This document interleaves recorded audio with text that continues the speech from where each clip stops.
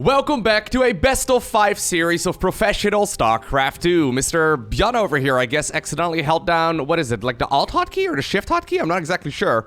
Not starting up an SCV until like 10 seconds into the game. Okay, close to like 7, I guess. And then pinging his own base a couple of times. Anyways, with the blue Terran pieces, we are looking at ByuN's main command center. Of course, ByuN from South Korea, one of the best Terran players in the world. And his opponent in the opposite corner. Joined by that beautiful Team NV badge. I'm not exactly sure why that's... It doesn't really matter here, playing with the red Zerg drones. We are looking at DRG's main base. Alrighty, I feel like I've been casting a lot of best-of-5s recently. And honestly, I'm enjoying it a lot. So most of the replays that I've been casting recently are from Alpha Access tournaments. So shout out to them for, releasing these packs shortly after the games are played. Because generally speaking, at least in the past, I remember I could cast a lot of the European StarCraft 2 and some of the North American StarCraft 2 as well. But for the Koreans, they just simply didn't have any replays. I mean, every once in a while there would be like a tournament that would be played. Like, for example, the Olimo League, right? So that one used to be weekly, but these days it's like, I don't know, every couple of months or something along those lines. But for example, the GSL events, right? The biggest tournaments over in South Korea, they do not release their replay packs. So in the past... yeah, I couldn't cast as much Korean SC2 as I would like to, but, or I would have liked to. But these days, there's definitely quite a few replays floating around the internet. This is all, of course, from the new multiplayer balance patch. DRG, a very strong Zerg player. In my opinion, one of the best in the world, although, you gotta take that with a grain of salt. Obviously, there's a couple of Zerg players that seem to be head and shoulders above everyone else. So right now, it's actually kind of like the exact opposite. I was thinking about that this morning. I would love to, for example, cast some Serral games, or for example, some Rainer games, right? But those guys, they haven't really showed a whole lot of their replays recently, or they haven't really played in a whole lot of events, especially Serral. I can actually have a quick look at a Liga Lek. I'm fairly certain that Serral hasn't showed a 1v1 game since I am Katowice. Yes. So Serral's last recorded replay is, spoiler alert, him winning the World Championships on the 27th of February. So, yeah, I guess that's what happens when you win, 100k here, 100k there. Anyways, what do we have right here? We've got ourselves a pool first opener against someone who's not going to go for, as good of a scouting early game here. So ByuN actually ends up losing that very first reactor of his. Well, he cancels it and then immediately restarts it. Jimmy over here is the only one in charge of getting anything done. ByuN doing that Terran thing that a lot of them are pretty fond of right now, where they just don't scout. They just do not do any scouting whatsoever. I mean, I'm just thinking here, what if this would have been 6 Zerglings, right? Could have actually just been GG.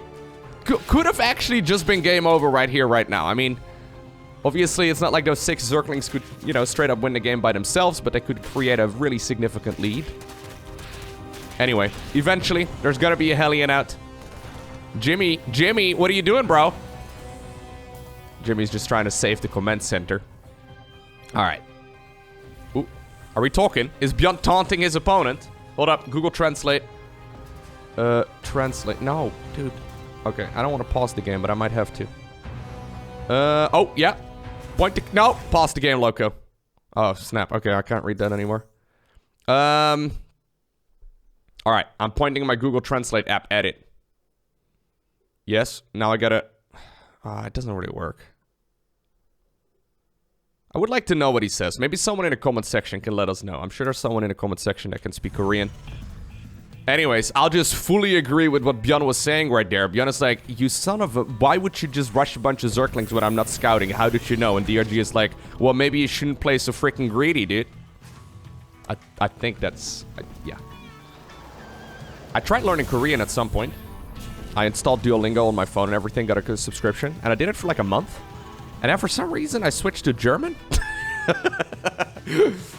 I found out that the Korean alphabet is actually surprisingly easy. You could probably learn yourself, or teach yourself, rather, the Korean alphabet in like a couple of hours. So I can speak English, I can speak Dutch, and I can speak a little bit of German and some French and stuff, because I had that in school. But, yeah. Korean is just entirely different. Like, I have got absolutely no point of reference. But it's fun, though. Maybe one day I'll actually continue learning some more of it. Anyways, what do we have right here? So DRG getting himself a nice little early game lead, I would say. That being said, obviously, doesn't really add up that much. Overlord stays alive for now. Ugh. Nothing really going ByuN's way so far in this game. So he's gone for the cloaking field upgrade, fair enough. And he's gonna go for some Hellion play. Are we gonna go for Stimpak or anything along those lines, Mr. ByuN? Alright, I was gonna say, dude, I think you probably wanted that. Good guy, Lowko, helping out ByuN. And then we also have ourselves the third command center coming up right now. So this third CC,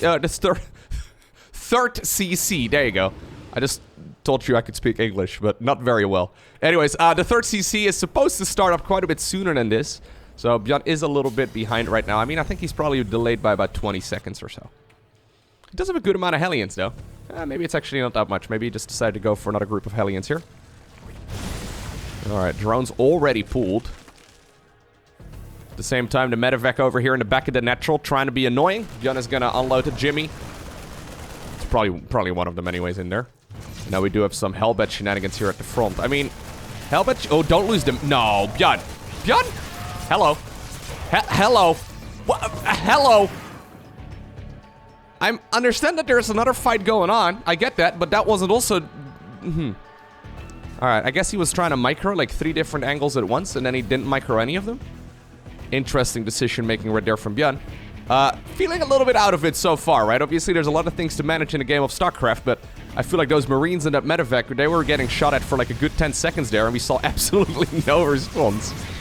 Luckily, right there, DRG felt a little bit guilty, decided to feed one of those drones right there to the flames of those Hellions. Diplomacy is not an option, DRG.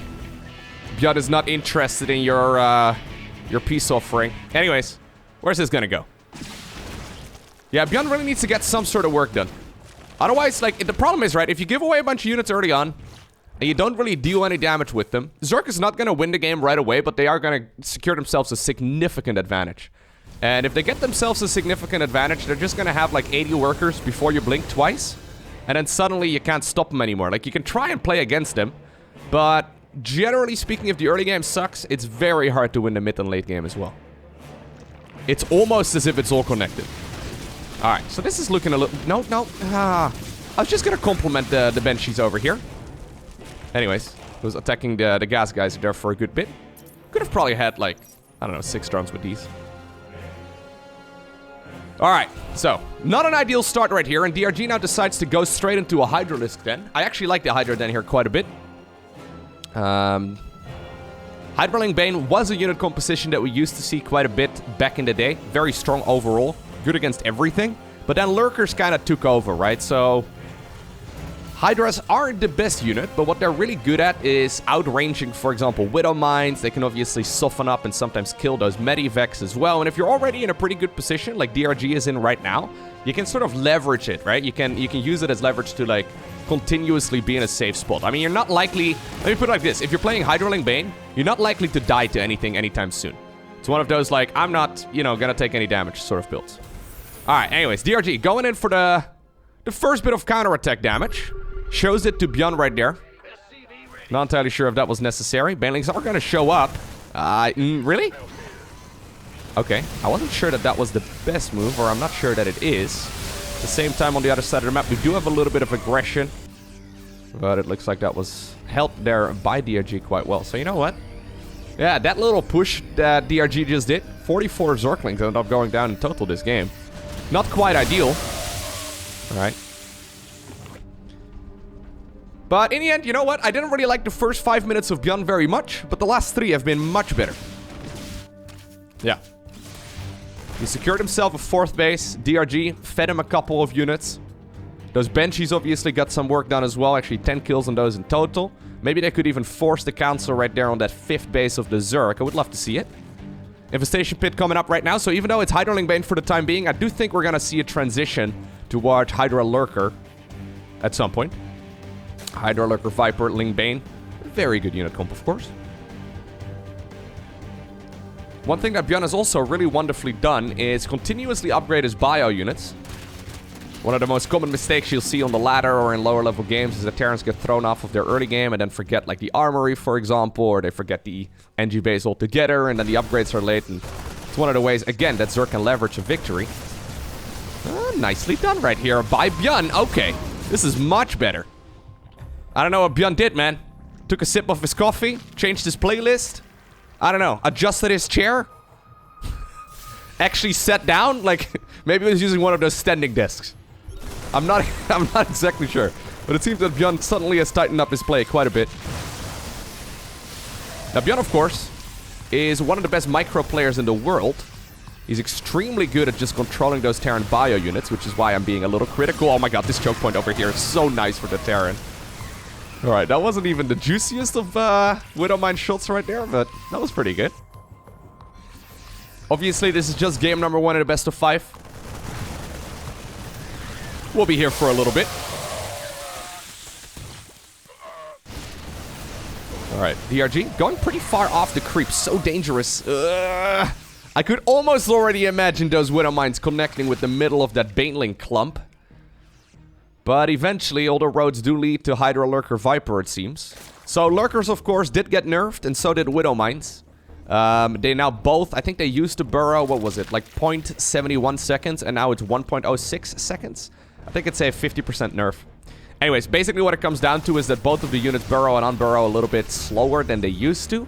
Is it really that significant? Honestly, I mean, it is, but it's a very safe nerf, right? Like, it was obvious that Widowmines were a little bit too strong, and definitely that Lurkers were a little bit too strong. But you can judge for yourself, I guess. If you pay close attention to the speed at which those Widowmines burrow and soon to be Lurkers, you can kind of see, I mean, unless ByuN just straight up wins here, we're not going to see any Lurkers. But you can kind of see the speed at which they burrow. You see, like, it is slower. It is slower. But, I mean, Widowmines and Lurkers should be burrowed before the fight happens anyways, right? It's mostly used for, like, offensive moves where, like, you can't just move the Lurkers over here and then burrow them as easily. I mean, you can still do that, but it's a little bit more dangerous now. They're more or less like a defensive posturing type of unit. One unit, though, that didn't get any adjustments, that a lot of people did expect to see changes to as well, is, of course, the Ghost. Every Terran player's favorite MOBA unit.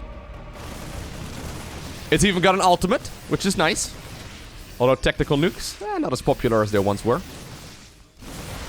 Okay, this is an angle, though, that I think DRG is pretty happy with. Yes, running the Zerglings right there pretty far forward, too. Trying to force those Widowmines to do a lot of friendly fire. Ugh. Alright, you know what? That was actually pretty good right there for DRG. Yeah, very nice. That seemed like a very deep battle for him to take. That far off creep. The general advice is to not fight off creep if you're being attacked. For obvious reasons, right? You get vision, you get speed. Those are some of the most important aspects of an RTS. Vision and speed. Also one of the things that people don't really talk about as often, actually. Like, people always talk about, like, units that are too strong or, like, you know, I don't know, map design that is in favor of one of the races, but honestly, the fact that Zerg has vision with their creep and speed, like, creep is probably... Okay, hot take. I think that creep is probably the most OP thing that Zerg has. That and the fact that their supply depots can fly. they're both extremely good features. But the fact, like, honestly, so I used to play Zerg exclusively. Okay, nicely done. I used to play Zerg exclusively for, like, the first... Well, cool story, Loco. There's a battle happening. There's a game playing. Anyways, okay. So, Planetary Fortress in the middle of the map ended up going down. Fight on the left right there was held. I used to play Zerg exclusively for probably like 5 years. I mean, when I first started playing StarCraft 2, I played random. But at some point, I was like, ooh, Zerg's really nice. That's what I'm going to play. And then I played Zerg for many years in a row. And then I decided to play some Terran and Protoss as well because I was getting salty playing Zerg too much. And I realized very quickly how blind Terran and Protoss actually are. Especially Terran. I mean, Protoss is super blind. Anyways, once again, fight off creep. Widowmines helping out the Zerg about as much as the Terran. Oh, not that one, though. I didn't even see it. 24 kills to that Widowmine's name. There was a ghost standing on top of it. A true badass. I think it's that one right over there. Standing on top of the Widowmine. That's when you know you're dealing with a proper badass. Anyways, what I'm trying to get at is that, like, Terrans don't see anything for the longest time in a game. Like, as a Zerg player, those randomly positioned Widowmines seem kind of like BS, right? It seems kind of stupid that they can just burrow those and just, you know, not have a whole lot of effort, but it's also kind of important that you actually do so because otherwise you just don't see anything. If you don't see anything, you're going to be caught off guard very easily, and once again, DRG moving very deep, man. DRG. Are we sniping Banelings? We are sniping Banelings. Interesting decision. I guess if you have maxed out energy, you may as well. You know what? Ghosts are pretty good. Look at this. Okay, this is the ByuN we all know and love. Significant resource difference right now between ByuN and DRG. ByuN's like, you know what? Those ghosts are doing a pretty good job. Let me make more of those. Sometimes Terrans get a little bit carried away with the ghost production, where you can see them marching around with like 20 ghosts and then like 5 marines, which is not quite the correct ratio. I think probably 2-to-1 is good. Maybe 1-to-1 later on, but... yeah, you definitely do still want to mix in some marines. So the real counter that Zerg has to those ghosts, it's not ultras, it's not, you know, brute lords, it's not even really fungal growth, it's none of the late game units, it's usually these guys, right over here. Ling Bane is extremely good against ghost-based armies, and if you obviously don't mix in enough other units and you just have ghosts, you just get overwhelmed. Alright, ByuN with extremely far forward command centers. DRG can practically see it. Okay, not quite. That seems so risky, bro. Why not? Okay, anyways. DRG has not really let his foot off the gas anyways, so I don't know if right now is going to be the moment for that. Parasitic Bomb over here is going to take care of that group of Marines. No unload there by ByuN. What's the APM at? Okay. So that, you know, that's a difference. DRG at 617 average actions per minute in this this game so far. Of course, repeat rates and rapid fire and all that do inflate the Zerg MMR quite a bit.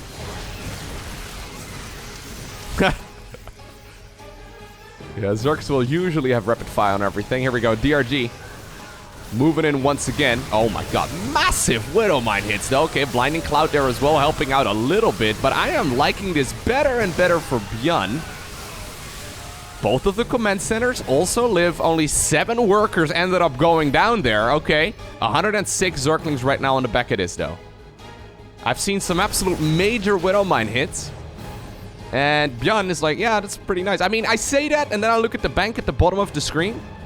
DRG still has 3.5k resources right here in the bank, a little bit more. 72 additional Banelings. He's got them all over the map.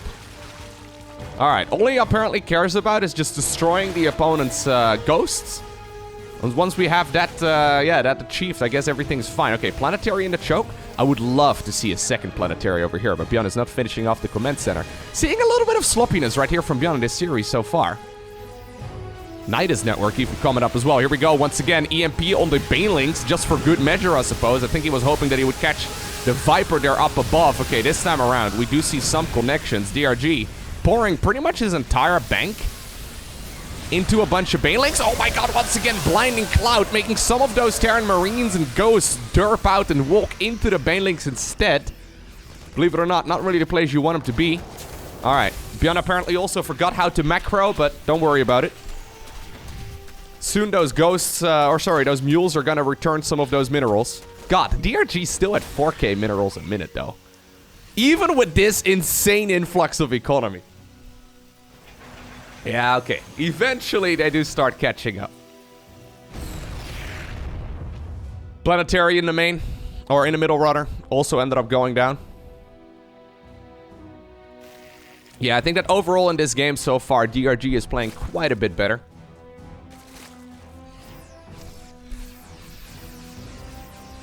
ByuN is starting to run out of money, so you can see this is the moment where DRG finally switches to Lurkers. Only 3 ghosts remain, so he went for a mass Baneling transition.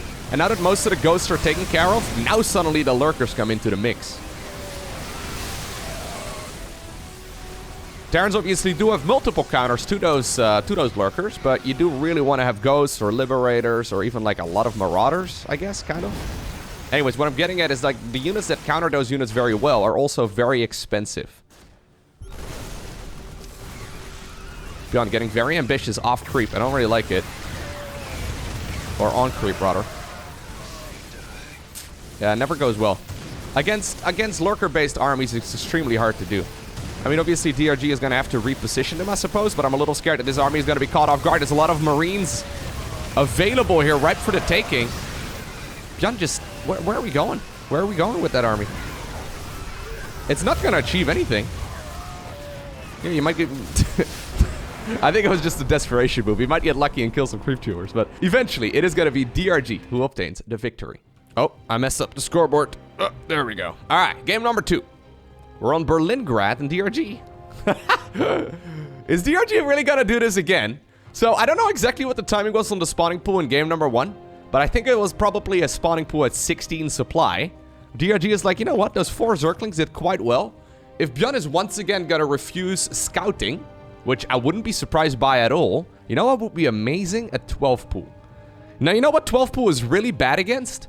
Literally any sort of Terran opener where they actually send units out on the map. Like, literally an SCV scout into a Reaper follow-up, or I even think straight Reapers. Or even like, I don't know, like a Reaper proxy, which is ByuN, you know, ByuN's build order of choice in many games as well. Is ByuN gonna send out an SCV? So this SCV that's currently building the... Oh my god, are we gonna go double gas? Oh, it's a Ravager cheese. Oh, I haven't seen this build in forever. Anyways, this SCV is supposed to be the chosen one that scouts. That's usually the latest timing at which Terrans will scout with an SCV. So one new SCV goes to the low ground to build the command center, and then another one that was previously building the depot and then the barracks, that's the one that also goes and scouts the other side of the map. Pretty easy build to hold, but you do have to see that it's coming. ByuN, don't be greedy. ByuN, don't be greedy. Oh, he's gonna be greedy, isn't he? No, he's not gonna be greedy. Alright. I mean, this is still pretty greedy, though. At the very least, there is gonna be an SCV scout. I'm not exactly sure how the dynamic works out here, though. This is a build that I haven't seen in some time. So you go, I think 2 and 2 in gas first and... Don't you? I'm fairly certain with this build, you go 2 and 2 in gas initially until the first 3 Ravagers are done, and then you go for additional gases. Maybe DRG also hasn't played this build in forever. Anyway, ByuN goes into the main base, loses the SCV. And how is he going to respond? Okay, instant factory as a follow-up. I'm fairly certain what you need against this is Cyclones. Yeah, you can't really afford a reactor over here, though. Fairly certain what you're aiming for right here is Cyclones. If you go Siege Tanks, you die. Second gas is actually very late. I'm not exactly sure if this is going to work out right here for ByuN. We'll find out. He did see it coming, though. Imagine if he wouldn't have... I think this Reaper actually has to go into the main base, though. I think this Reaper has to try and harass. I'm not sure. Okay, this is also good, obviously. Nice grenade. The reason the Overlord is here is for high ground vision. Good timing right there on the CC. Berlingrad actually has a very quick rush distance from base to base. Reactor is coming up for ByuN. Yeah, I think that ByuN is making all the right moves. Obviously, this can still be over in a heartbeat. This is, by the way, a complete all-in, right, for Zerg. Like, they want to win the game with this right here or right now. Supply block right here for ByuN. Despite the fact that the command center finished up. It's, I believe, 7 corrosive biles to kill a bunker. Okay, a little bit of sloppiness right there from DRG. Leading with the weakened Ravager. Not ideal. Okay. Oh, well, I mean, it takes 7 biles to kill it in 1 hit. It's kind of hard to see, right? I actually kind of like the fact that he brought the command center on top of that fight. 9 SCVs have already gone down.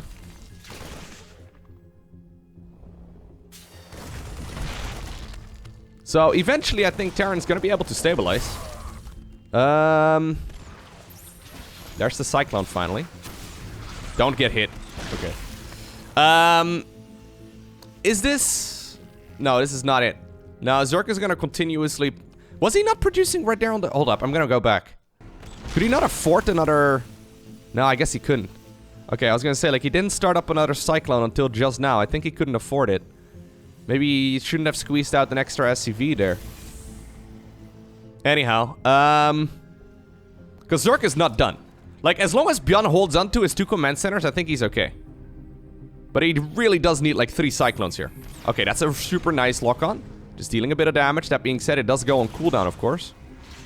Overlord number 2 right now providing high ground vision as well. Okay, Cyclone number 2. Rally point has been set correctly. That's important. Nicely done right here by ByuN. Kills both of them. Yes, that's the way to micro that. Manual lock-ons are so important. Okay. And even though this was extremely dicey, yep, it is going to be a ByuN victory. Okay. Game 2. We're on Hardwire. SCV scouts change everything. Imagine if he would have not gone for the SCV scout. And he wouldn't have seen exactly what it was that the Zerg player was going for, right? Like, he would have waited until the Reaper ran in. I mean, he could have been okay, but he probably would have added on a reactor on the very first barracks. It almost seemed like a triple Rex start, right? Which is one of the things that ByuN is a big fan of. And I'm fairly certain if you go for that triple Rex start, where you go for Combat Shield and Stimpak right around the same time, right? I think you just get destroyed. I'm fairly certain if you don't have a factory, you just get absolutely destroyed against that Ravager build. So maybe the Ravager build will actually gain some more popularity once again. Who knows? Honestly, on the ladder, it's a very unpopular build anyways. It's good in like a best-of-5 or a best-of-7. So I like the DRG mixed it in. But the problem with doing it on the ladder is that like 9 times out of 10 Terran players you face off against, they're just gonna scout, right? Either that or they're cheesing you when they accidentally win. I'm not exactly sure how it works out against like a triple Rex Marine proxy though. Yeah, I'm fairly certain it's an auto win against Marine proxy. Against a Reaper proxy, it might work out a little bit differently. Because if you have enough grenades... I mean, Reaper proxies are not very popular right now in the current meta. But if you have enough grenades, you can, yeah, throw those Ravagers and Roaches all around the screen. Anyhow. DRG opening up with a normal build this time. Same can be said right here for Mr. ByuN. Once more, sending out the SCV scout at an appropriate time. Command center comes up on the low ground. Second supply depot. And I'm sure we're going to be saving off, or we're going to be saving up for a pretty quick factory. Could go for a reactor first as well. So he's probably waiting right here until he scouts. RNT, good. Good boy. What is he saying? Aren't I a good boy?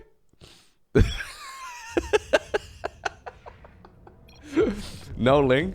Good guy DRG, man. DRG is so nice. Yeah, a lot of the StarCraft players do go, they do get along pretty well.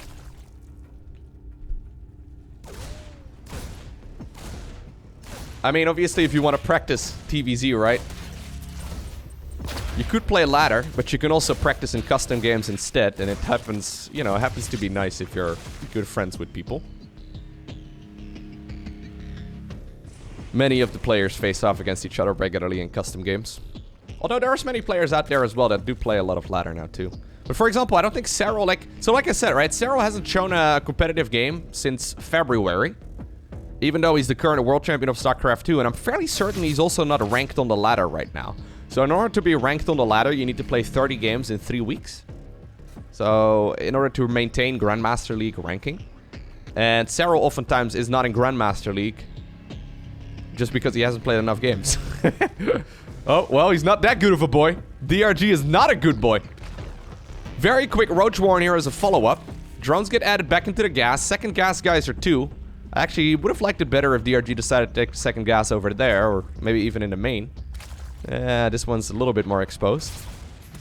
I guess the one in the main base could also be scouted.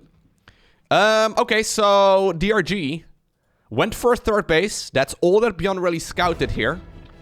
I'm fairly certain he's just going to make like one big round of Roaches. Question is he going to follow it up with a Link Flood? So I've seen Dark do this build quite a bit. I've seen a Rogue do this build as well, where you go for like one round of Roaches. So he's waiting for OVs. You go for one big round of Roaches, and then you drone behind it. But alternatively, you can go for a Link Flood as well, after the initial influx of Roaches. No, he goes for drones. Okay. So this is not an all-in, but it definitely needs to deal some sort of damage. ByuN at this point hasn't scouted it yet. Roach is just about to pop out of their cocoons. Well, that's an accidental perfect scout, I guess. Okay, Queen right there on the ramp as well, providing a lot of thickness. Preventing those units from going in. Liberator immediately starts up. There's a couple of openers that blind counter this, which is probably the reason why DRG didn't commit to this build fully. Like, you can, for example, go for like a... This is my favorite Korean character, man. It looks like a scarecrow. Where you go for like a, for example, like a blind Banshee opener, right? So Banshee openers are quite popular in TVZ. And it's pretty nice to have a bunch of Banshees out against this sort of opener, believe it or not. You can have a Banshee out by 5 minutes. You can have it out at like 4:45. And usually that's right around the time that this Roach Push hits. I actually like the bunker over here quite a bit. Yeah. Alright. So, nothing critical here, but don't forget that DRG already did some damage as well, right? Killing those 6 Hellions is quite nice.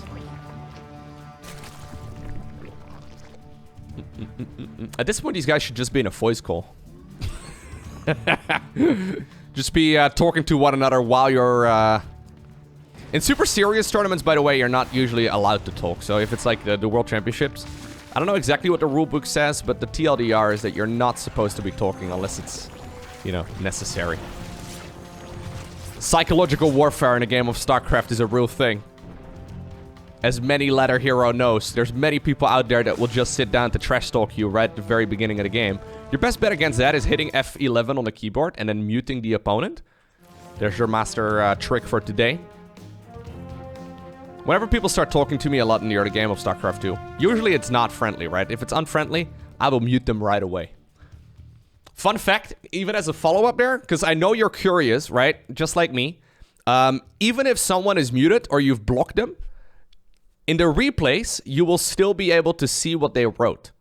So if someone is being awfully BM to you and they're just being a total jerk, and you end up winning the game against them after you've blocked them, you could still go into the replay and, you know, read their entire tantrum. It's it's one of the life pro tips for a StarCraft player. There's a lot of joy in, you know, seeing other people get upset about, you know, you playing better than them. It is what it is, okay? Alright, third CC. Fourth base for Zerg now already coming up as well. Spire this time around, so DRG going for his beloved Mutalisk.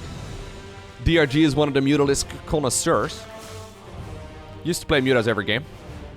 The only downside of Muta openers in ZVT right now, if you don't lose the Mutas, is the fact that your upgrades are super late. So I love this right here for ByuN. Good timing right there on the 1-1. Already preparing the armory as well, so you can go straight into 2-2. Does have a bunch of idle SCVs over here, which seems a little bit silly. Hello. Lads. Alright. Just casually playing with a bunch of idle workers, fair enough. Anyways. It does mean that Zerg is not going to be able to go for their upgrades nearly as quickly, but obviously this initial influx of Mutalisk is going to go unscouted. ByuN, as a matter of fact, doesn't see the flippy boys right here on the left side of the map either. There are a couple of missile turrets set up, which is nice. But the problem is, there's still going to be some chinks in the armor right here of the Terran player. I mean, if you don't go for the blind missile turret, you can just accidentally lose the game. But honestly, this was pretty good. He decided to go back as well with the main army. He needs to start up 2-2 though. Come on, ByuN. You got the armory so quick. At least +2 infantry weapons. DRG with the classic distraction. Okay, there we go. So look at that. Zerg's not even halfway done with 1-1, and Terran is coming up with 2-2.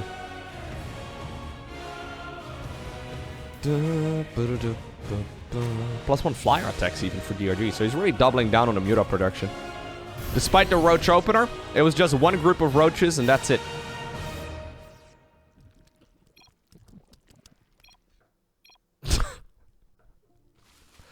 I wish I could read Korean. Usually whenever this happens in a game of StarCraft 2, there's always someone in the comment section who's very helpful, who will explain everything. Shout out, by the way, to that unsung hero of the community. Or I think there's multiple people that like to do it.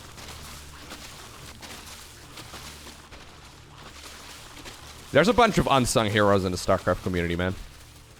People give a lot of credit to, like, players, obviously. People give a lot of credit to casters. I mean, my job's not that hard, believe it or not. But for example, right, there's people out there that update Aligalek and that update Liquipedia and that, like, you know, keep track of every single tournament game that's being played.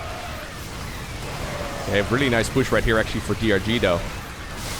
I was gonna give a shout out to all of those people, but forget about it, okay? DRG doesn't want to hear it. He doesn't care about you guys. No, but seriously, there's a bunch of people that are updating literally every single tournament result into the LowkoTV page for every single game that's being played. Like, including the map statistics and everything. It's a lot of work. And nobody even really talks about them. So, shout out to those heroes.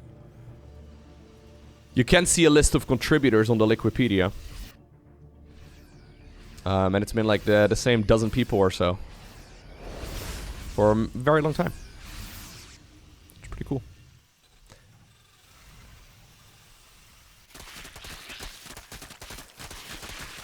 Alright. +2/+2. Finishing up for ByuN. Definitely has the potential to go for a move out if he wants to, but I think he may have just lost a little too much to actually do that. DRG still happily sitting at 90 workers, right? So, like, with mutilating Bane armies, like the one that DRG has, he's got such good map control. ByuN generally shines when he gets to, like, drop in 7 different places at once, and he multitasks like a champ. At this point, the mutant count is high enough as well to just go after the missile turrets. So you can't repair that. Nope.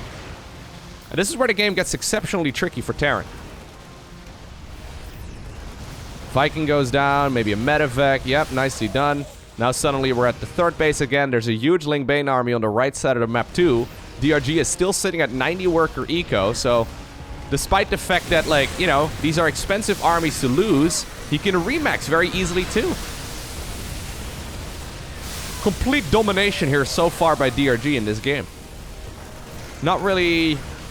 I mean, it's not flawless, of course, but, like, not really running into any problems. 78 Zerglings on the back of this. By the time that Terran can march across the map to try and capitalize on this, there's gonna be like 50 Banelings again. Creep spread is looking good. Yeah, his actions per minute are very high. So this is one of those, like, I'm faster than you so I can win the game type of strategies. I genuinely do not think it's a good idea to play mutas below the pro level. But at the pro level, these units look extremely good. Even an Ultralisk Cavern right now for DRG, okay. DRG really trying hard to lose. No, the thing is... Oh, like that. That was a good Widow Mine. Nice. Oh, that's another good Widow Mine. Good. So, generally speaking, Ultras kind of suck. But it's not like ByuN really has the money here to start up that Ghost transition, right? ByuN is just trying to hold on. So, going for a transition into Ghosts... I mean, it would be the correct goal. But is he really going to be capable of doing so? He needs to secure a 5th base. Does he even have a 5th command center? No, he doesn't.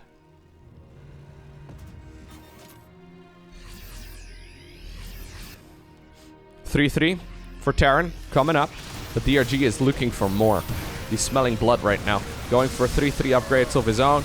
Doesn't have a whole lot of gas in the bank anymore. And this is a good fight. Oh my god! That was a Baneling meat grinder right there. Command Center does go down on the back of it, but that was an exceptionally good battle right there for the Terran player. Suddenly picking up a ton of those Banelings and Zerglings. Alright, if ByuN wants to capture it, I think this is his one shot. Will he capture it, or is there spaghetti on his sweater already? That's the question. I'm fairly certain there's gonna be spaghetti. But on the surface, he does look pretty calm and ready right now. Alright, ByuN. You should do some of your magical micro. Micro Jackson back on the ladder. Hee hee! Ow! Yeah, no, it's not enough. GG. The Lings and Banes are not his lover. Okay, sorry. Match point for Mr. DRG. DRG, by the way, in case you're unfamiliar, I know I blow someone's mind every single time I mention this, but DRG is the same person as Dong Ray Gu. He just changed his nickname at some point. So I know there's many people out there that used to watch StarCraft 2 back in, like, Wings of Liberty, and then they didn't watch for like 7 years, and now they're back again. Yeah, it's the same person. So DRG at some point decided to abbreviate his nickname. He went to the military, came back some time ago. He's currently 30 years old. And I was always told when I first started playing StarCraft that players would retire at like age 26 because they were getting too old because the game is too mechanically demanding. But that happened to be a lie, right? That turned out to not be true. DRG is still looking very strong. There's like a bunch of players that are looking really good. I mean, ByuN also. How old is ByuN? ByuN Let's see. How old is ByuN? ByuN is 28. So basically a boomer. I'm 29 myself, and I'm practically ancient. I'm like the village elder. They call me the Oracle. Not the Protoss unit, but like... the matriarch. No, but seriously, people used to tell me, at least in the early days of StarCraft, that mechanically the game is too demanding at the age of 26. I was like, nah, there's no way, I don't believe it. And I've always brought up the argument with those people that said that there's many guitar players that just get better throughout their lives, right? Like, there's people that were maybe really good at playing the guitar back at 25 years old, but they're way better now at 69, right? I'm fairly certain StarCraft 2 is very much so that if you have like a healthy lifestyle, and you like, you know, I don't know, you lift some weights, or you do some cardio, at the very least you keep your wrists and your fingers healthy, right? Maybe you do some rock climbing. I think that's actually very good for a StarCraft player. Maybe some yoga, right? If you do all of those things, I'm fairly certain you can play StarCraft 2 for a very long time. Like, at some point, obviously, there's going to be like a mental decline, and I guess like a reaction speed decline. I'm sure it's well documented at what point that happens. But in StarCraft 2, like, a lot of the reactions you do are not actually decided in the game that you're currently playing. Like, a lot of the reactions that are done and a lot of the speed that you get is practiced throughout many, many games. So maybe it becomes a little bit harder to, like, you know, practice those. But I don't know. Let me know down below in the comment section. I mean, there's probably someone who's got a very good idea about this, right? But what do you think? When do you think StarCraft 2 players are gonna be forced to retire because they are getting too old?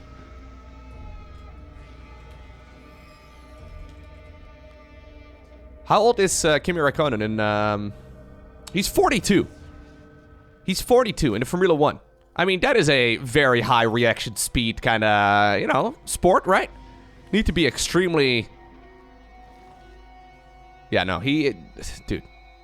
Definitely possible to be competing in your 30s in StarCraft 2.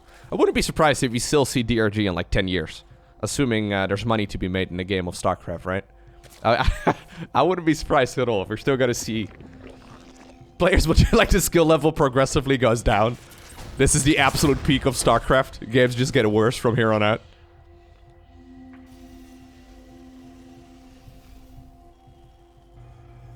I'll be casting games in my 70s. Welcome back, everyone. I turn into Deckard Cain. Welcome back to another game of StarCraft 2. Today we're playing a game on Metalopolis. Does anyone remember this map? It's ByuN versus Rogue. I would like to have player cams. Just a bunch of old men sitting in booths. Every time they get up, you can hear their hips click and their knees. And it'd be something. Anyways, I am blabbering about completely unrelated stuff. I mean, it's related to StarCraft, I guess. We've got ourselves, once again, a classical 1-1-1 opener. Hellion drop in the main base. Unscouted. So that's nice. Is it though? Is it though? Yeah, you know, like... Hellion openers are good and all, don't get me wrong, but... Yeah, the medevac drop obviously is nice, right? So this is best case scenario, I guess. Maybe against someone weaker, you can get more work done. But honestly, in most circumstances, this is really the best you can hope for. Additional Hellion production right now as well, though, is going to allow him to potentially get some work done at the third again, but DRG already waiting with Zerglings and Queens in that area of the map. Okay, ByuN thinking about going for another move in. Let's see if this can get any work done. Zerglings, though, I think a little bit too fast. Not a couple drones, not bad. Hellions on the right side. Look at that welcoming committee of queens. What do you call a group of queens? A murder? A murder of queens? A gaggle. Probably a gaggle. A gaggle of queens? A swarm of queens. You know what? This is now starting to add up. What I thought was going to be a pretty mediocre start here. I mean, eventually, I think the medevac died. Did one of the queens kill it? Where did... Oh, no. The medevac just gave up. Hello. Stop giving up. There's no giving up. Okay, there is giving up now. That was kind of weird. So he's like, okay, I killed 17 drones. Here, have all the units.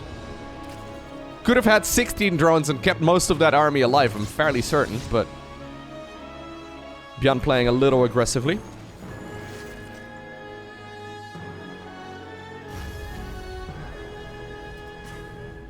Third command center is gonna float on over towards the third base location.